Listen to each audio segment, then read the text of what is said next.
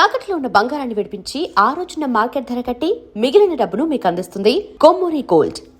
నీకోసం సినిమాకి నాకు తెలిసినంత వరకు జీరో బడ్జెట్, అస్సలు డబ్బులు లేకుండా తెరకెక్కిన సినిమా అది. చాలా మినిమం డబ్బులు. అంటే స్టార్స్ని ఆ సినిమాలో వర్క్ చేసిన స్టార్స్ అన్ను ఇప్పుడు వాళ్ళు స్టార్స్ కానీ, డైరెక్టర్ కానీ, హీరో కానీ, సినిమాటోగ్రాఫర్ కానీ కనీసం వాళ్ళకి వెహికల్స్ పెట్టే స్తోమత కూడా లేదు ఆ సినిమాకి. అలాంటి సినిమాకి మీకు ఛాన్స్ వచ్చింది, అద్భుతమైన సంగీతం ఇచ్చారు, కమర్షియల్గా పే చేశారా మీకు నీకోసంకి? నాకు ఫ్రాంక్గా అంటే ప్రొడ్యూసర్లు తిట్టుకుంటానేమో, నాకు రెమ్యునరేషన్ అయితే ఇవ్వలేదు నీకోసంకి.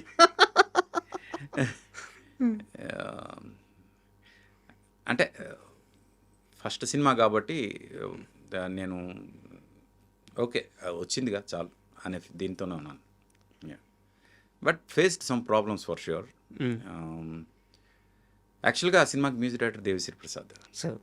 తనది ఆ సినిమాలో కొంటె బాపు పాట ఉంది కదా, ఆ పాట దేవి చేసింది. మిగతా పాటలు నేను చేశాను. అయితే దేవి చెన్నైలో ఉంటాడు కాబట్టి దేవి కోసం చెన్నై వెళ్ళి యాక్చువల్లీ అది దేవి ఓకే అయ్యి సినిమా కొంత షూట్ అయ్యేంత వరకు ప్రొడ్యూసర్స్ వేరే.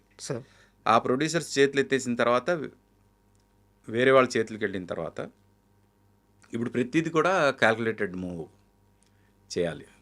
ఇప్పుడు డైరెక్టర్ చెన్నై వెళ్ళాలన్నా అది కూడా ఖర్చే. మ్యూజిక్ అప్పట్లో వాట్సాప్లో అవి లేవు. కరెక్ట్, ఆ సినిమా పరిస్థితి అట్టాగే ఉండేది. అది అందుకు ఇంకా లోకల్గా చేయాలి అనే దీనిలో అప్పుడు ఈ అవునంటూ కాదంటూ చేసిన 2 ట్యూన్లు తీసుకుని వాళ్ళు వైజాగ్ వెళ్ళి షూట్ చేసి వచ్చిన తర్వాత అప్పుడు నాకు ఫోన్ చేసి చెప్పారు, ఈ సినిమాకి నువ్వు మ్యూజిక్ డైరెక్టర్వి, అందరికి నచ్చింది అని. అప్పటి వరకు నాకు తెలియదు నేను ఆ సినిమాకి మ్యూజిక్ డైరెక్టర్ అని. 2 సాంగ్లు షూట్ అయిన తర్వాత నాకు తెలిసింది నేను మ్యూజిక్ డైరెక్టర్ అని. ఆ తర్వాత ఈ సినిమాకి నువ్వే మ్యూజిక్ చేయాలి అంటే అప్పుడు శ్రీను వైట్ల గారు అంటే గంటా శ్రీనివాస్ గారు ప్రొడ్యూసర్ ఆయన చెప్పారు, సినిమా టైటిల్ నీకోసం అని చెప్పగానే నాకు మనసులో మెదిలిన పాట నీకోసం టైటిల్ సాంగ్. అప్పుడు శ్రీను వైట్ల గారిని కలిసి ఇలాగ నీకోసం టైటిల్కి నేను ఒక సాంగ్ ట్యూన్ చెప్తాను అని అంటే ట్యూన్ వినిపించాను, ఆయనకు బాగా నచ్చింది. అక్కడ నుంచి వీ ట్రావెల్డ్. అసలు ఒక్కసారి అది హమ్ చేస్తారా నీకోసం సాంగ్?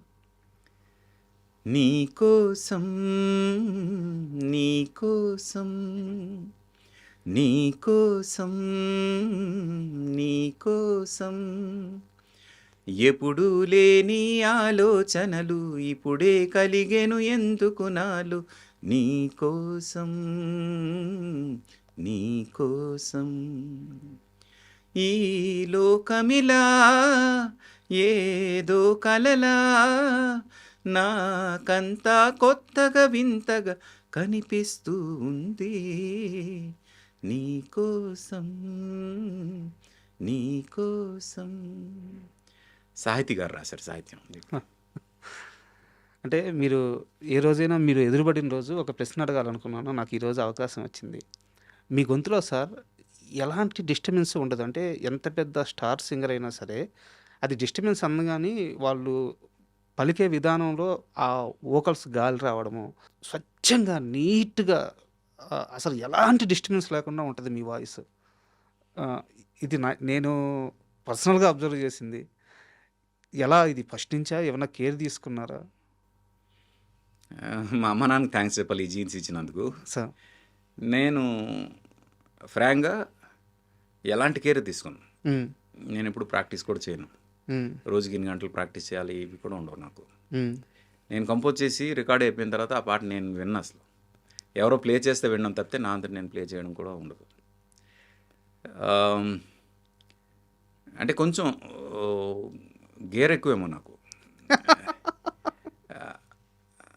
అది అంటే అయిపోయింది కదా వర్క్, ఇంకా కొత్త వర్క్ గురించి ఆలోచిద్దాం తప్పితే అయిపోయిన వర్క్ గురించి అసలు ఇచ్చాను. బట్ షోస్ ఉన్నప్పుడు నా పాటలు నేను పాడతాను. ఆ షోకి ముందు ప్రాక్టీస్ చేయడం అవి కూడా ఉండవు. డైరెక్ట్ స్టేజ్ ఎక్కి షోలో పాడడం అంతే. అందుకు నేను ఒక రాంగ్ ఎగ్జాంపుల్ అవుతాను అందరికీ. నా గురించి ఏం చెప్పినా అప్పుడే ఐస్ క్రీమ్ తిని మైక్ ముందుకెళ్ళి పాడమన్నా పాడేస్తాను. సింగర్స్ ఇలాంటి కేర్లు తీసుకోవాలి అని ఏవైతే ఉంటాయో అవేమి కూడా నేను తీసుకున్నాను. అందుకు నేను నా గురించి ఏం చెప్పినా ఆర్పి ఎలా ఉన్నాడు కదా మనం కూడా అది ఫాలో అవుదాం అనుకుంటే మిగతా వాళ్ళు ఒకళ్ళు ఎఫెక్ట్ అయితే దానికి నేను కారణం అవుతాను కాబట్టి ఇవేమి నేను చెప్పను. ఒక రకంగా దేవుడిచ్చిన అదృష్టం అనుకోవచ్చు. అందుకే నేను మా అమ్మ నాన్నకి క్రెడిట్ ఇవ్వాలనుకుంటున్నాను. ఎందుకంటే వాళ్ళ వల్లే ఈ ఈ గొంతు వచ్చింది కాబట్టి సార్, వాళ్ళదే ఈ క్రెడిట్ అంతా.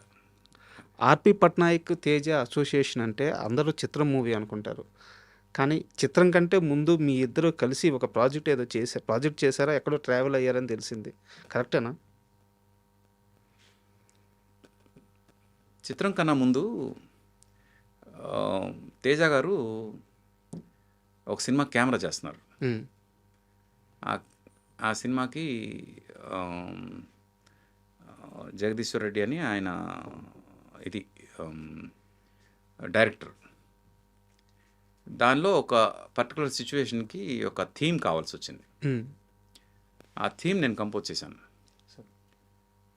బట్ సినిమాలో ఆ థీమ్ లేదు. అప్పుడు తేజ గారికి నా వర్క్ మీద ఒక నమ్మకం ఉంది. ఆ థీమ్ కంపోజ్ చేసినప్పుడు అది సినిమాలో ఎందుకు లేదో నాకు తెలీదు. బహుశా మెయిన్ మ్యూజిక్ డైరెక్టర్ ఎవరైతే ఉన్నారో వాళ్ళు వేరే వాళ్ళ థీమ్ పెట్టడానికి వీల్లేదని అబ్జెక్ట్ చేశారో ఏంటో మరి తెలియదు. కానీ but that was much better theme than the original theme that was used for the movie. ఆ సినిమా పేరు అవి అడగొద్దు. అందుకు తేజ గారికి బహుశా దాని మీద కూడా గురుండి ఉండొచ్చు దీని గురించి. బట్ తేజ గారు డైరెక్టర్ అయిన విధానమే చాలా వండర్ అసలు. అది ఆయన చాలా ఇంటర్వ్యూలో చెప్పారు, నేను కష్టపడి సినిమా అంతా షూట్ చేస్తూ ఉంటే నాకు వచ్చే రెమ్యునరేషన్ చాలా తక్కువ, కొత్త డైరెక్టర్ వస్తున్నాడు, హిట్ కొట్టంగానే వాడు కోట్లలో తీసుకుంటున్నాడు, అందుకని నేను డైరెక్టర్ అవ్వాలని చెప్పి డైరెక్టర్ అయ్యాను అని చెప్పి చాలా ఇంటర్వ్యూలో చెప్పారు. ఆయన డైరెక్టర్ అయినప్పుడు అక్కడ కూడా బడ్జెట్ చాలా లిమిటెడే, పెద్ద కంపెనీ అయి ఉండొచ్చు బట్ లిమిటెడ్ బడ్జెట్.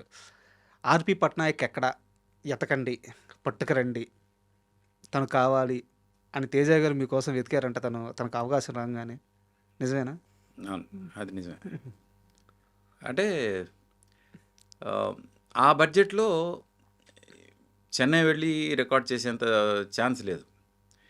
రామోజీరావు గారి దగ్గరికి ఈయన వెళ్ళి నేను ఇంతలో చేస్తా సినిమా మీకు ఎందుకు అన్నారు. ఆయన యాజ్ ఎ కెమెరామెన్ షూట్కి మిగతా విషయాల్లో హీఈస్ వెరీ క్లియర్ ఎంత అవుద్ది ఏంటి ఎంతలో తగ్గించవచ్చు. అప్పట్లో ఫిల్మ్ ఉండేది. ఫిల్మ్లో it's very costly affair.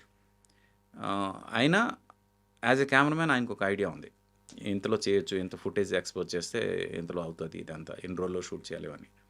But as far as music and post production are concern డెఫినెట్గా ఆయన అనుకున్నంత ఈజీ కాదు అని ఆయనకు తెలుసు అది కూడా. అందుకు ఇక్కడ లోకల్గా ఉన్నవాళ్ళు, తక్కువలో చేయగలిగే వాళ్ళు, మన మాట వినేవాళ్ళు, పర్టికులర్గా కొత్త డైరెక్టర్ అది చాలా ఇంపార్టెంట్, మన మాట వినేవాళ్ళు ఉండాలి అనే ఉద్దేశంతో ఆయన ఆ టైంలో నాకు ఆల్రెడీ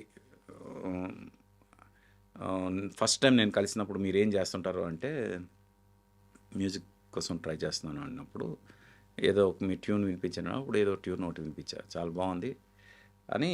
ఆయన ఆ టైంలో చిత్రం కన్నా ముందు ఇంకొక సినిమా ఒకటి అనుకుని ఆగిపోయింది. ఓకే, పెద్ద హీరోతోటి. ఆ సినిమాకి వేరే పెద్ద మ్యూజిక్ డైరెక్టర్ కూడా అనుకున్నారు. నా ట్యూన్ విన్నాక వాళ్ళకి తెలియకుండా మనం చేద్దాం ట్యూన్లు అన్నారు ఆయన. అలా బాగోదు అనుకుని నేను ఇంకా ఆయన దగ్గరికి వెళ్ళడం మానేసా. కొన్నాళ్ళు గ్యాప్ వచ్చింది. ఆ తర్వాత ఆ సినిమా ఆగిపోయిన తర్వాత మంచిదైంది అని ఆయన మనసులో అనుకున్నారు, ఏమో మరి తెలియదు. కానీ వెంటనే రామోజీరావు గారి దగ్గరికి వెళ్ళి ఛాలెంజింగ్గా ఇలా ఇంత తక్కువ బడ్జెట్లో నేను చేస్తాను అని చెప్పి, నువ్వు కథ కూడా చెప్పొద్దు, మాకు సినిమా చేసి పెట్టు అన్నారు రామోజీరావు గారు. ఆ బడ్జెట్ అయ్యాకే ఆ బడ్జెట్కి. ఎందుకంటే అప్పటి వరకు చాలా బడ్జెట్లు చేస్తున్నారు మా వాళ్ళు అన్న ఫీలింగ్లో ఉంది ఆయనకి. అంత తక్కువ బడ్జెట్లో చేసేసరికి అది డెఫినెట్గా ఛాలెంజింగ్ ప్రాసెస్. అలాగా ఆ బడ్జెట్లో సినిమా అనుకున్నప్పుడు లోకల్గా ఉన్న ఆయనకి నచ్చిన ఒక మనిషి అని నా కోసం వెతికారు. బట్ చాలా దగ్గర సోర్స్ ద్వారా తెలుసుకున్న విషయం ఏంటంటే ఆ సినిమాకి అద్భుతమైన మ్యూజిక్ ఇచ్చారు, కానీ మ్యూజిక్ చేసిన తర్వాత మీకేం మిగలలేదు అని తెలిసింది.